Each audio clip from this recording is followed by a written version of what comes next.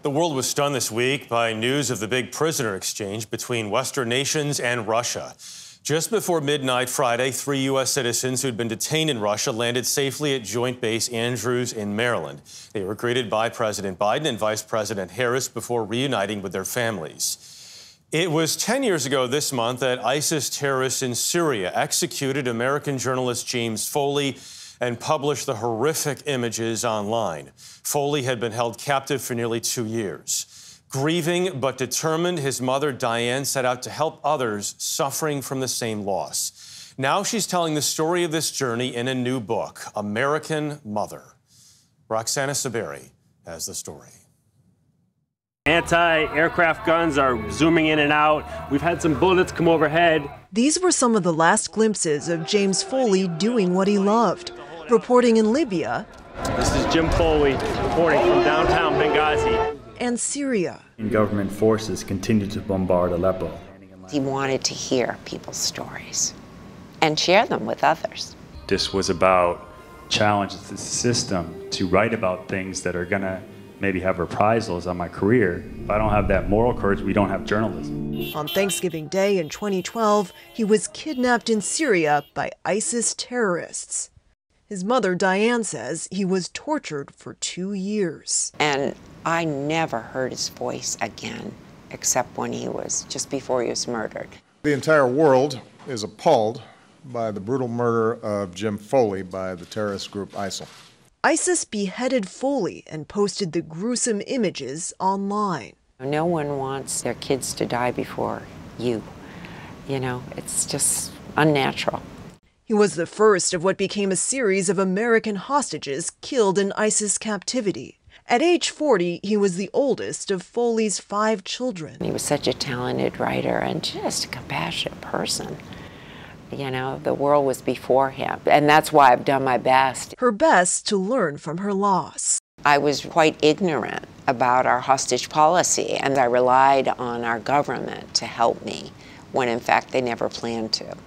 In her new book, American Mother, co-written by Irish author Colin McCann, she describes her despair. I had seen injustice all around. I had seen a government that had abandoned its citizens and left the survivors to pick up the pieces of the wreckage. You felt the government had abandoned its citizens. They had.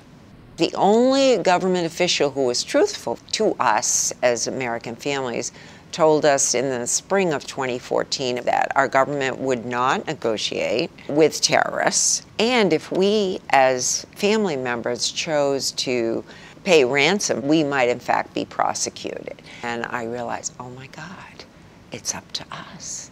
And it was like too late. But within weeks, Foley began transforming her anguish into action. 4 Americans were publicly beheaded. Where is our outrage as Americans? She launched the James W. Foley Legacy Foundation, providing funding and a network of support to families of U.S. hostages abroad, while pushing the government to do more. In 2012, 2014, there was no one whose job it was to bring innocent Americans home. In 2015, then-President Barack Obama created a cross-agency team, bringing the White House, State Department, and FBI together to prioritize and coordinate hostage response efforts, including appointing, for the first time, a special presidential envoy for hostage affairs. None of this would have happened without Diane Foley. She's been that instrumental. Absolutely. A post now held by Roger Carstens. If your loved one's taken by a terrorist group or by a nation state, there's a place to call now. He says the government likely wouldn't prosecute families who pay ransoms. To my mind, I cannot ever see that happening. But the U.S. is still barred from giving concessions to terrorist groups. If it's a nation state that takes an American, we have a little more leeway to do something. What do you say to people who say, when you negotiate with hostage takers, when you make these deals, it incentivizes further hostage taking? You know, the numbers don't back that up. The Foley Foundation puts the latest number of U.S. nationals held hostage or wrongfully detained abroad at 42, its lowest figure since 2015. By its own count since then, its advocacy has helped secure the release of more than 120 U.S. nationals, including Jose Pereira, who was imprisoned in Venezuela for nearly 5 years. They are advocating and doing hard work for all the hostages that are still left behind. There are people who say, why should we support Americans who knowingly put themselves in danger overseas? Journalists need to be out there in the world. We also need humanitarian workers. We have businessmen. We need these people who dare to go out in the world and bring back understanding and knowledge about what's going on. That's what Jim was doing. Yes. Foley says her son also would have wanted her to try to understand his captors. She met with one, Alexander Cody, 3 times in a Virginia courthouse, where he was sentenced to life behind bars in 2022. McCann wrote about their last goodbye. She steps across and reaches out her hand to him. Cody pauses a moment. He reaches out and shakes her hand. Peace be with you, she says. He has not intentionally touched the hand of a woman in a long time. And why then, he is asked, did he take Diane's hand? He ponders a moment and says, she's like a mother to us all. He was very human in his interaction with us, in his remorse. He respected Diane in an extraordinary way. You saw his humanity, and when I read that passage, I felt like he also saw yours. That's the part that was the grace of the moment. Foley says her son's spirit has been guiding her for the past decade.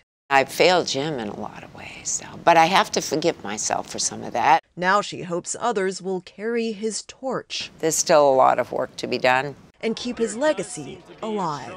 I want Jim to inspire others to use their gifts for good. Our world needs that. For CBS Saturday Morning, Roxana Saberi, Chicago. What a great story and good for her. Oh, absolutely. It's amazing how parents, how mothers take loss and turn it into action. And you saw Evan Gershkovich's mother greet him at the airport. He was the big story this week, but also worth considering. You know, the Journal did such a great job keeping his name in the news. But the Journal also points out up to 20 American citizens and dual U.S.-Russian citizens still being held in Russia today, despite this release over the week. They include teachers, musicians, and others. Certainly do.